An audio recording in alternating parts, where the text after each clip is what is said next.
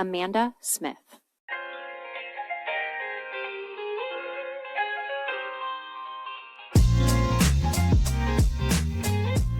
It's never been easier to build software in some form and fashion, but in some ways it's never been harder to get people to care about it.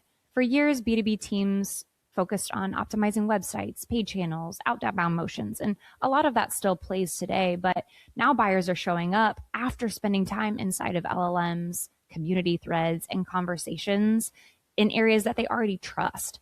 So by the time they land on that company's website, a huge portion of the decision-making process has already happened.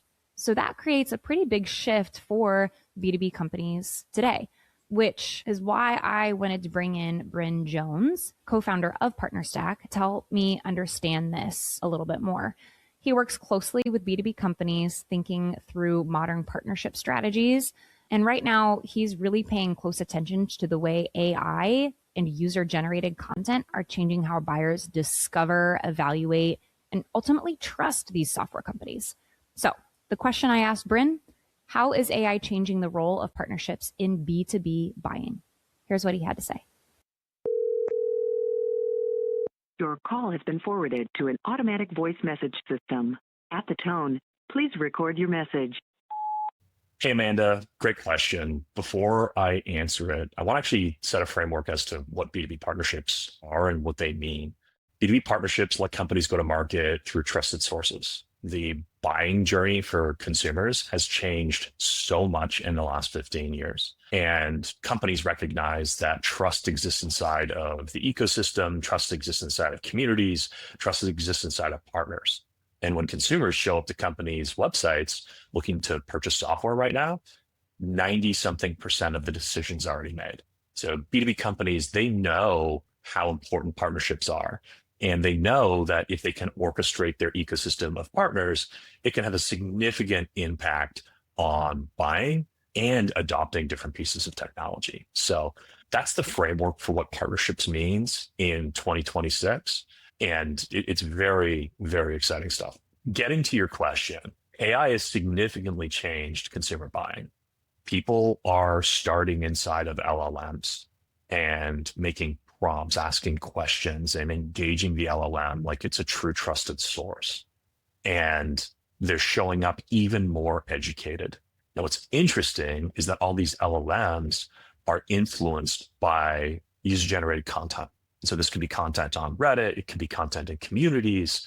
If you look at the sources of these LLMs, it's all user-generated content. And that's where partnerships actually can influence these LLMs today. And, it's really changed what partnerships can mean inside of a B2B company. And it's given partnerships more power to influence the way that consumers buy software. Yeah, B2B companies recognize that it's never been easier to build software. It's so easy to build software. There's so many competitors that have now come into the space.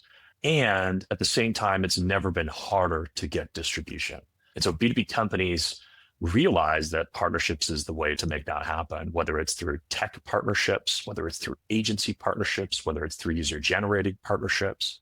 And at PartnerStack, we've been very focused on technology partnerships with other platforms like Profound and Evertune and Crossbeam, because when we go to market together, we're stronger. But we've also explored user-generated content partnerships, and we've seen an immediate impact on how we rank inside of these LLMs.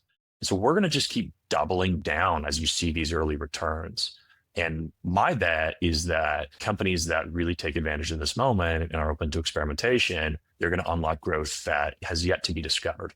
All right, Amanda, I know that was a lot, but I hope it was helpful. Feel free to give me a shout. We can talk through a little bit more. There's a lot to unpack in this space, and it's important to talk it all through. All right, take care.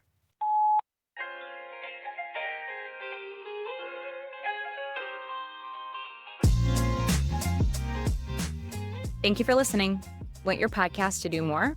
Subscribe to Genius Cuts, because it's never just a podcast.